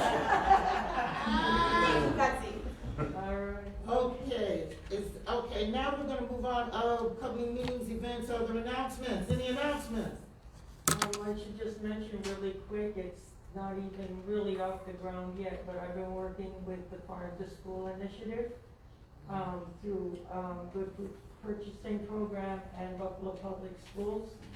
And we're talking about doing, 6 pilot schools where we're gonna be looking at the food that's being served, particularly for the immigrant children and the children of color, to try to make sure that there's something implemented where those children can always have food during meal times. Exactly. So I'll be coming with more information about that. Thank you very much. Thank you, Denise. Because when I brought up pork base, the woman wanted to cut my head off. I didn't say pork, I said pork base.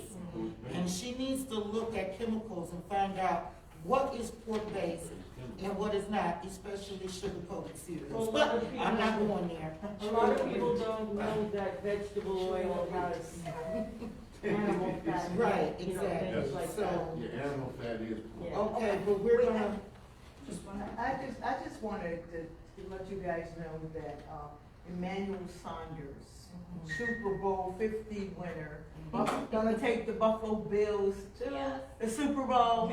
He adopted School 31. He came and spoke to our children and let them know that he was hungry, he suffered, his parents weren't on the best. He went to the Boys and Girls Club, and if they can make it, they're the Super Bowl winners of the future. And he set up a foundation to encourage our student athletes. I just wanted you guys to give him a hand because we need that. we 8 minutes overtime, and if we go too much. So, are we ready to adjourn the meeting? Yes. I move that we adjourn the meeting. Second. Okay, any opposition? Okay, it's so duly done. Are we going to the other place now? Or you want to stay and talk? Oh, I didn't. So I'll call you Monday, Oh, okay? Okay. All right. Thank you. You're welcome.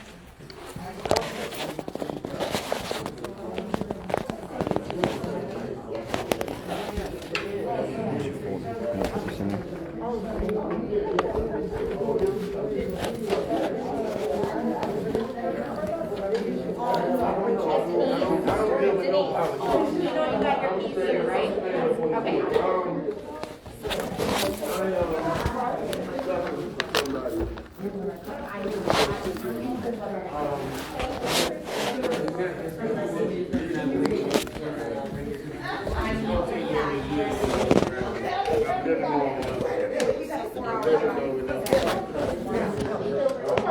I'll talk to you. Okay. It was nice meeting you. Okay, nice to meet you. We're going to, get ready to start the next He said he was